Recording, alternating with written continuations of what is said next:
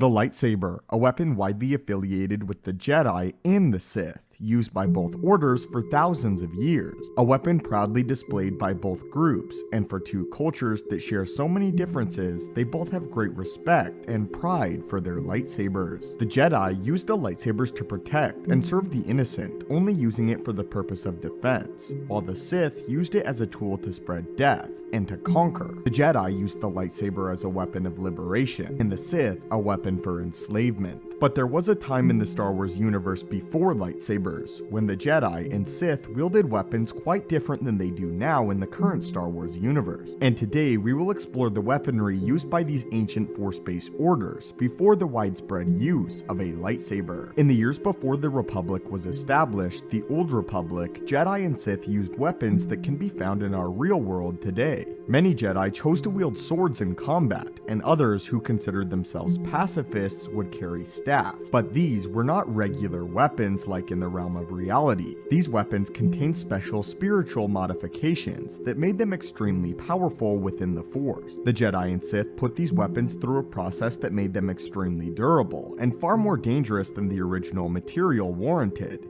as they literally became bound through the Force with the one that had made it. The Jedi and Sith orders did this by imbuing the Force itself into their weaponry, strengthening every piece that it was constructed out of. This ability was known as Force Weapon. This process is quite similar to how Jedi and Sith find their kyber crystals and imbue their essence into them in Star Wars canon. Only instead of a single kyber crystal, it is the entirety of the weapon chosen. In Star Wars Legends, this process can be traced all the way back to the very first Jedi. As the lightsaber was yet to be created, the Jedi usually imbued their power into staffs, and later swords, as the first Jedi were not violent in the slightest, and predominantly carried non-violent weaponry as a result, again mostly staffs. This ancient process and imbuing of the weapon was still used in some lightsabers beyond even the crystal in more modern Star Wars. A great example of this process would be Starkiller, although I do want to make it clear that using Force Weapon is a rarer ability in the more modern era of Star Wars, and was mainly an ancient-based ability. However, not only did Starkiller give his essence to the crystal inside his saber, but the saber itself,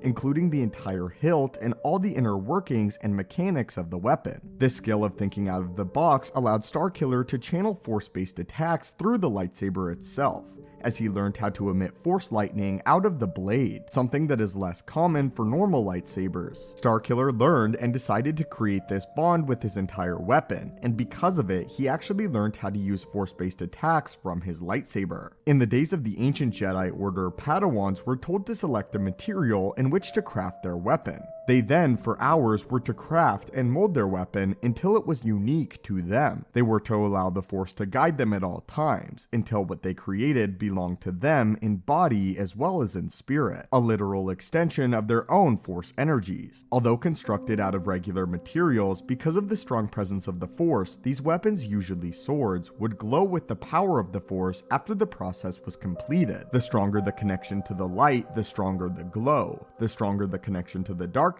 the area around the blades would become dark and bleak, in some cases even appearing red with the heart of the dark side. Some of these weapons could change in coloration over time if a Jedi were to fall to the dark side of the Force, changing from a white glow to a red glow. Across the stars, the ancient Sith Empire developed weapons of their own. The Sith too constructed blades, which they called Sith swords or Sith warblades appropriately. While very similar in construction to the blades of the Jedi in many respects, they did have several key differences. This is what was written about ancient Sith swords in Sith texts. A Sith sword enhanced with submerging it in a trough of blood spilled in anger, grinding its edge with Svoltan rhyolite will ensure that the blade never dulls. Originally crafted just like the Jedi's weapon with the Sith's own energy imbued into it, the Sith would then take the next step, using Sith alchemy and dark side magic to corrupt the blade further. Using Sith alchemy was a dangerous power and process that allowed the dark side to physically alter things with its intense power. It was also an ability forbidden among the Jedi. Because of this though, the Sith warblades were extremely difficult to use due to its dark and often uncontrollable nature. but with this came a big advantage for the Sith. The blade was every bit as durable and powerful than a regular lightsaber, perhaps even more so. The swords could take near endless strikes from a lightsaber and also deflect blaster fire. Ancient Sith had been known to take their blade a step further, similar to how Starkiller would years later, learning to manipulate the Force with their blades, to the point where they could, if they so desired, emit force lightning and force energies from the blades. Because of the dark side being extremely prevalent in the blades, they would emit a glow and a dark aura, very similar to the force blades of the Jedi. However, Sith warblades were far more extravagant, being made of much finer materials than that of the Jedi, such as gold, and contained many Sith amulets and expensive jewelry laid throughout the blade and the hilt to show power and prominence, something that the Jedi blades lacked. Again, these blades were also much larger than the Jedi blades, as it took a Sith to wield it appropriately in combat, using force-imbued strength to swing the blade accurately. Even after the introduction of lightsabers to the Sith, many Dark Lords still chose to use the ancient Sith warblades, as they found them to be slightly more powerful and enjoyed their more brutal nature of combat and killing. Similar to this, some ancient Jedi still believed their force-imbued weapons were better suited for them than a lightsaber, the best example being Voto Sios Boss, who believed his staff was better suited for him due to his pacifist nature. And the staff even contended with the blade work of Exar Kun when Master dueled Apprentice long ago, as the staff stood strong against the power of a Sith-imbued lightsaber. This is what Voss said about his staff during the engagement. Through the Force, I can make my simple staff more powerful than any lightsaber. Next in the timeline came force-sabers, as they were used by the Rakatan Empire, and similar to lightsabers, utilized crystals as a power source. However, the weapon required the dark side to be present and powerful during use, as the energy is what formed the blade, energy pulled from the dark side. In the ancient Jedi Order, one Jedi received a vision of a sword made of flames and darkness, and was banished from the Order due to him losing balance, as many Jedi were afraid that if one lost balance in the Force, they could bring about great and dark things. And the ancient Jedi Order preached balance against strictly adhering to the light.